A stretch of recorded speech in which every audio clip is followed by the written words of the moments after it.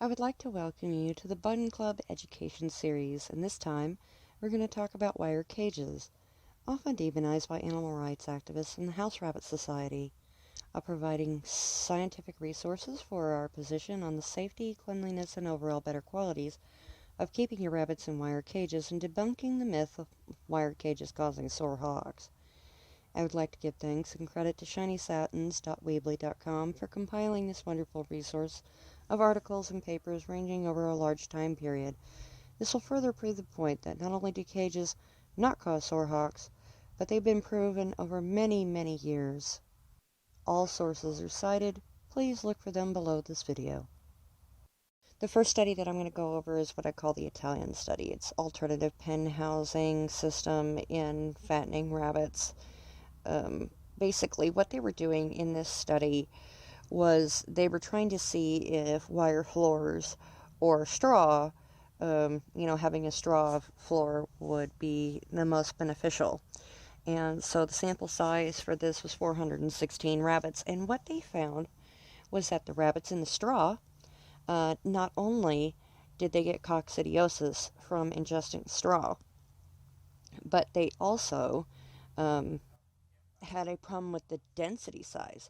So not only were the rabbits in this study better off in the wire cages, they gained more weight, they had less incidence of disease, and they also proved in the study not only with the wire cages being the better option, but they also proved that having fewer rabbits per cage, all the way down to one rabbit per cage, was actually better because the animals did better by themselves in the wire cages than they did in a group setting with a straw floor.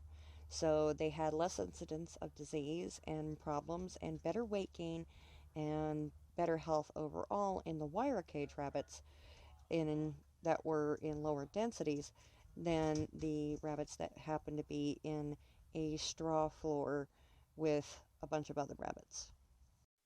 Okay, so in this study, preference testing in intensely kept meat production rabbits for straw on wire grid floor. Basically what they did was they took 384 rabbits and they split them up into two separate groups. They had a control group that was on 100% wire floors, and then they had another group that was on they had a free choice between a deep straw bedding and wire floors.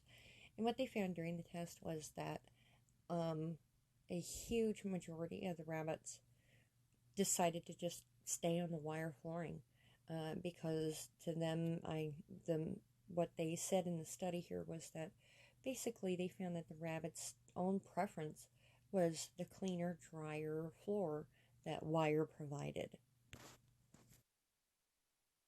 This study was done in 1999. So this wire floor versus straw floor was done in 1999. A similar study, Free Choice of Growing Rabbits Between Deep Litter and Wire Net Floor Pens by Arova, Zendero, Maddox, Ranal, and Baron Nemeth. They kind of repeated the previous study from 1999. This was done in 2005, and they found a similar thing, that the rabbits actually prefer the wire flooring over the straw because it was cleaner and drier to the rabbits. Yet another study out of the same lab from Mexico, group housing of growing rabbits effect of stock density and cage floor performance, welfare, and meat quality. Basically, they were going through and they were checking, welfare. How are the rabbits acting? Are they happy? How are they acting on the wire versus other cage floor options? They use plastic slatted floors and so on in this one as well. And what they found was that the rabbits, again, preferred the wire flooring. They were more curious and explorative when they were on the wire versus the other flooring options that the rabbits were given.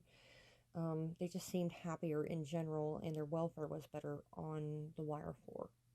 The 1996 Dresser Society, that's often quoted by animal rights activists, had a major flaw in it, and that was because the cages that they were using for the Drescher study were tiny.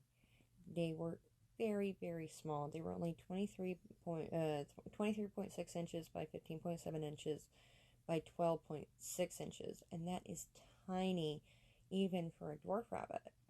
And so these cages were like super small, and they had, larger breed rabbits in them, and they ended up with, deformities and stuff.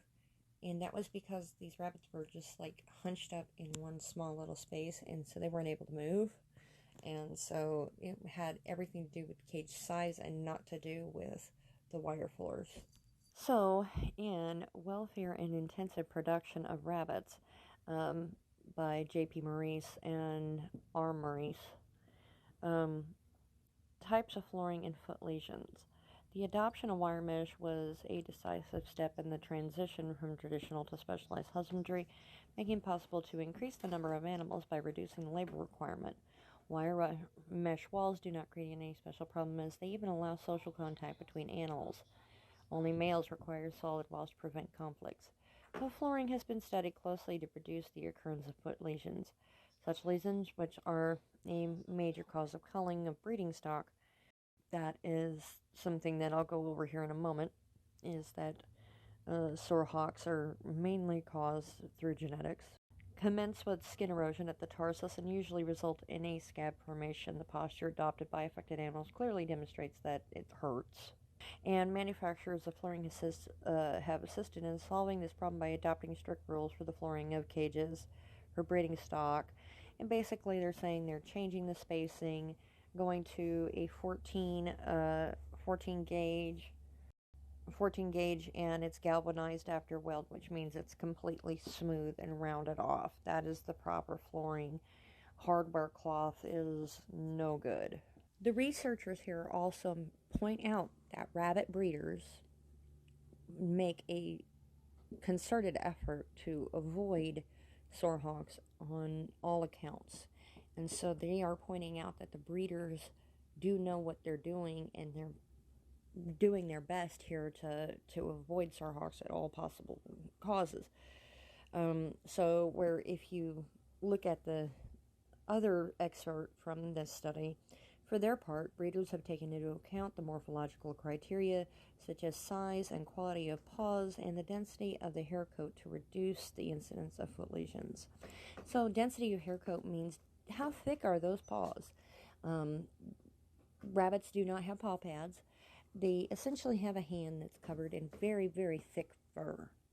And so if that fur is thin, that is when they get sore hocks.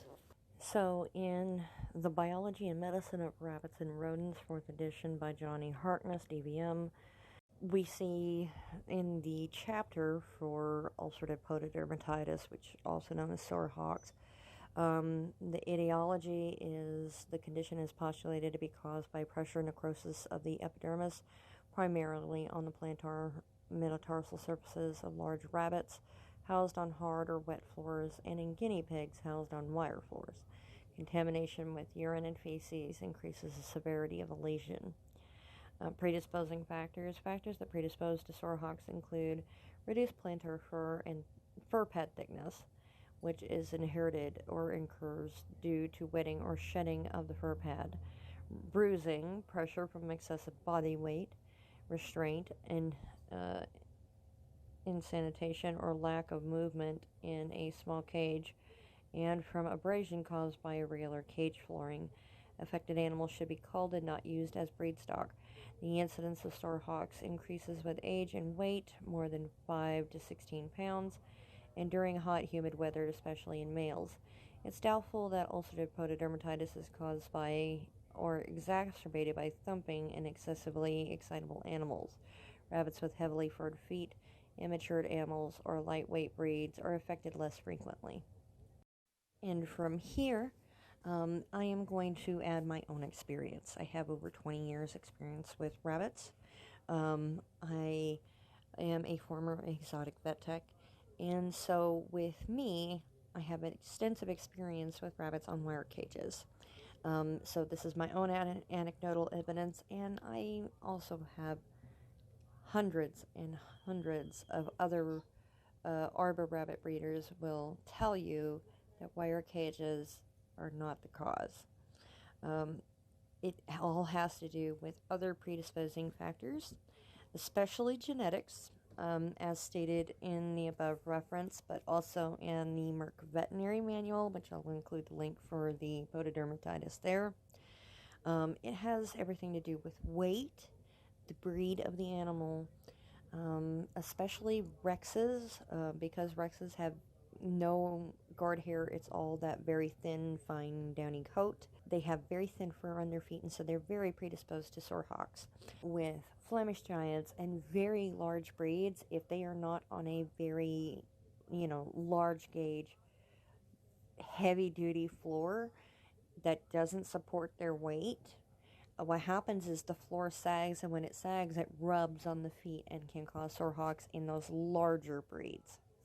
Damp, if they're peeing and they're peeing, we see sore hocks a lot in people who have solid bottom cages, with, the little tubs where the cage sits inside the tub, or if the rabbit is on a carpet floor and they pee on the carpet and then they're constantly sitting and walking through that pee, they'll get urine scald from that. Anytime dampness is introduced, it can cause sore hocks very swiftly because the hair on the feet that's protecting the feet breaks down quickly, and that causes the foot to be soft and easily injured, and so the sore hocks kicks in. By breeding for rabbits that have very thick, heavy foot pads that aren't easily injured, then you almost entirely avoid sore hocks. I may have seen 2, 3 in all of my years of breeding rabbits. I had Netherland Dwarfs, which was a small breed. I also had Satins, Angora, Dwarf Hodo. So I had several breeds, but in the smaller breeds especially, you hardly ever see it because they are so tiny, there's no weight there. 14 gauge galvanized after weld is the appropriate flooring for most breeds. Because feces and pee is able to go through the cage wire, the floors stay extremely clean, extremely dry, and that keeps the rabbits comfortable. It keeps their feet dry, and they are able to, go about their day and not have any kind of problems. If you do use any kind of resting mats, make sure that they are slotted resting mats so that way any kind of urine can go out of them. So that way they don't end up sitting in pee or in dampness where it can cause problems and cause sore hocks.